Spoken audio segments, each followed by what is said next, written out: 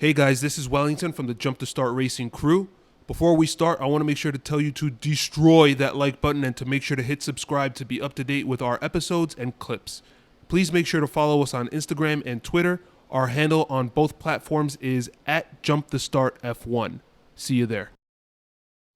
So Thank you for your knowledge. Yeah, no problem, dude. Appreciate it. Man, so we talked a little bit about Red Bull, but what do we expect from them kind of this year?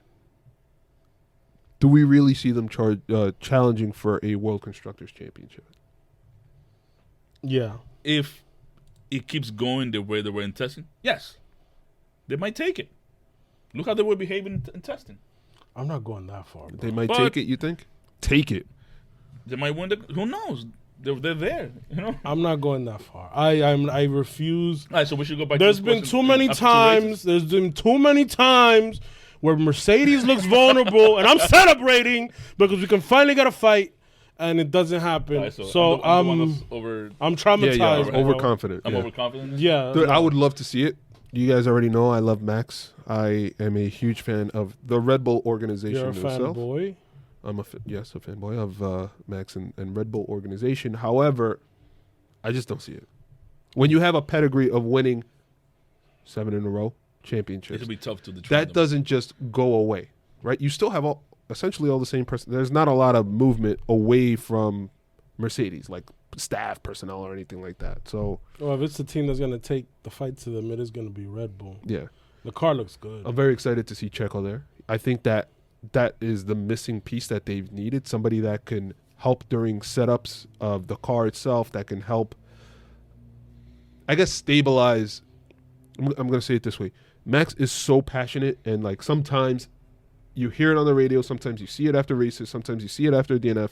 Having a Checo there is going to help kind of stabilize that garage, I think. I don't know if you guys agree. Pick up the scraps that Albon was not able to do last year.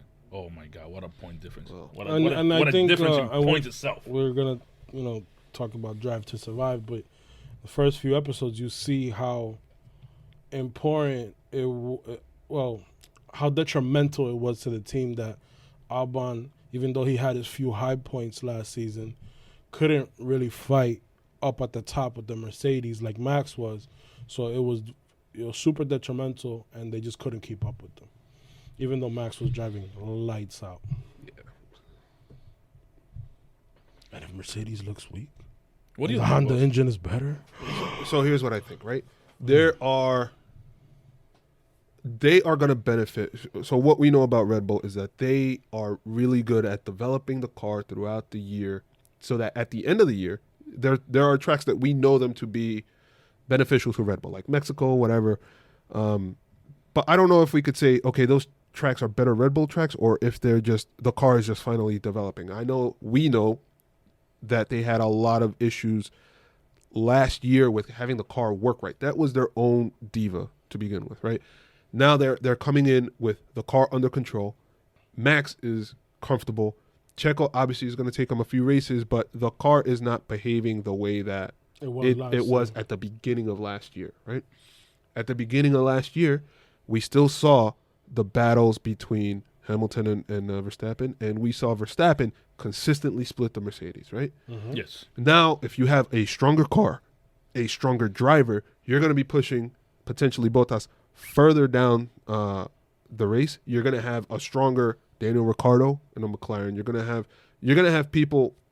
Granted, I'm not anticipating the McLaren to compete with the Mercedes, but it's now on a Mercedes engine.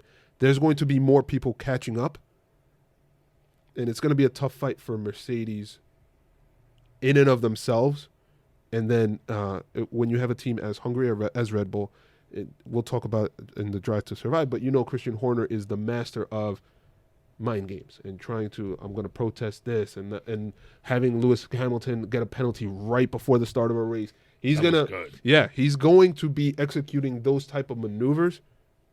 And then his driver is arguably right now, his top driver is arguably right now 1A to Hamilton's 1 on the grid.